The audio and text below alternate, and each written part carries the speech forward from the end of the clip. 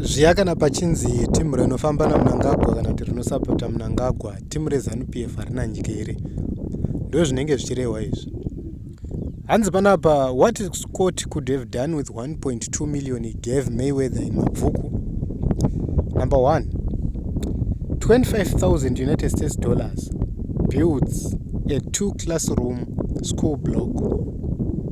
1 million builds 40 of those blocks. 2 big primary schools of 14 blocks each, and 2 high schools of 6 blocks each. 2 schools, total 40 blocks in Mabvuku. Surely he could win. Saka ndopa munoona kuti izvi zvatiri kuitirwa nevanhu vanozviti vana Scott izvi. This is somebody who is using mari yegoridhe iri kubiwa iyaya ravari kungoita mutepfenyuro pavanoda kuita zvinhu zvisina musoro kuti angonzi apinda muparliament chete.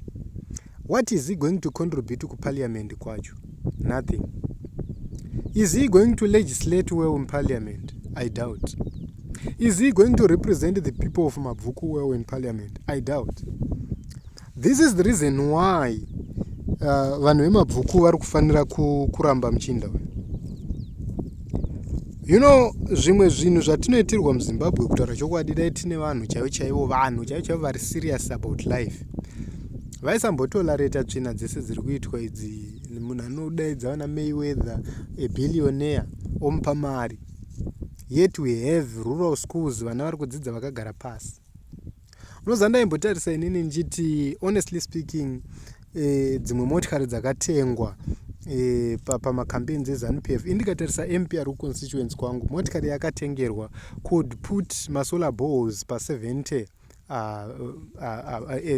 balls. 70 balls madzimai edu dzaari kufondoka achidhaya chibhorani right now dzaigona kuiswa zvibhorani, dzaigona kuiswa masolar systems, vanhu vakachera mvura, mombe dzichinwawo mvura pasina kudhaya.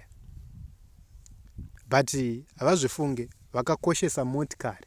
Kana munhu akamboita primary election achikambena achifamba, chinomutadzisa chiiko kukambena pa final election, anoda motikari yekuita sei, paimbofamba aifamba nei.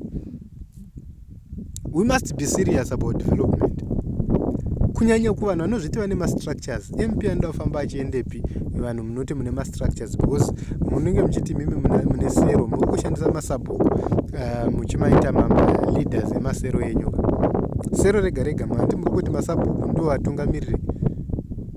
Saka imimi pesa apa pamunenge muchiti MP basa rake richaita rei, because mune vanhu vari kukambenerai, mune fazi riri kukambenerai, muri kuabuse maresources and everything. Kodzaka makambotenga 2018 mota dzacho makaisepi. That is the same thing. Then you see people vanenge vachidhaya mvura pachibhorani, vakadzi vavo vachisvika kumbana 9 PM vachibva kuchibhorani, mombe sometimes dzichitoswera dzinonwa mvura, watadza kudhaira pachibhorani nekuda kwepressure, dzoita 2 days isadzanwa mvura. Sometimes wotozoita dzekudhaira na 2 AM kuti dzinwe mvura. Then we see vanhu vakadaro vachinzanzi vanodiwa nevanhu stereki vavhoterwa because of ABCD. That is nonsense. So hanzi panapa, why do you want to dictate to an individual what he or she should do with his money?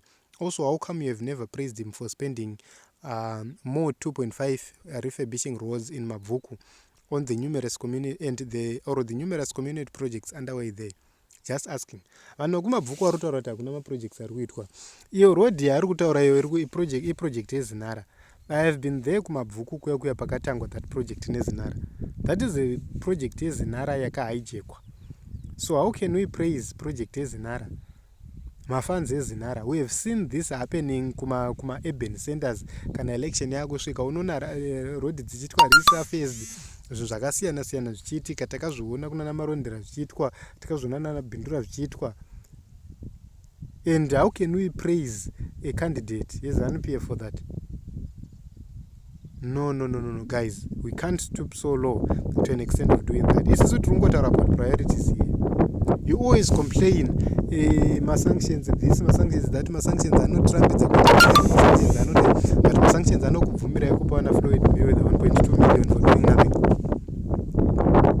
nothing exactly. Saka vana vezimbabwe tirongoti kana uri munhu wekumabvuku uchibvawo mabvuku pafunge, what is your benefit from whatever which is happening? Iwe uri kuda basa, uri kuda good health care yevana vako, uri kuda good education yevana vako, uri kuda masavings iwewe kuvana vako. That is the broader picture yauri ufanira kutarisa. Saka for voting for Scott Sakupkanya, what are you going to benefit? What are you going to get as an individual? Because kune madhaya hard supporters acho ezanopf kumamisha hakuna zviri kuita zvozoitirwa iwewe. Varumeka handei tinobatana varume, let us support change, let us support the change of the status quo. Iwewe ukanhonga goridhe rako iwe unosungwa ovharirwa. Why is it that iwe ukanhonga goridhe unotosungwa utovharirwa unzwa paramhaka stereki yakakura? You have to think along those lines.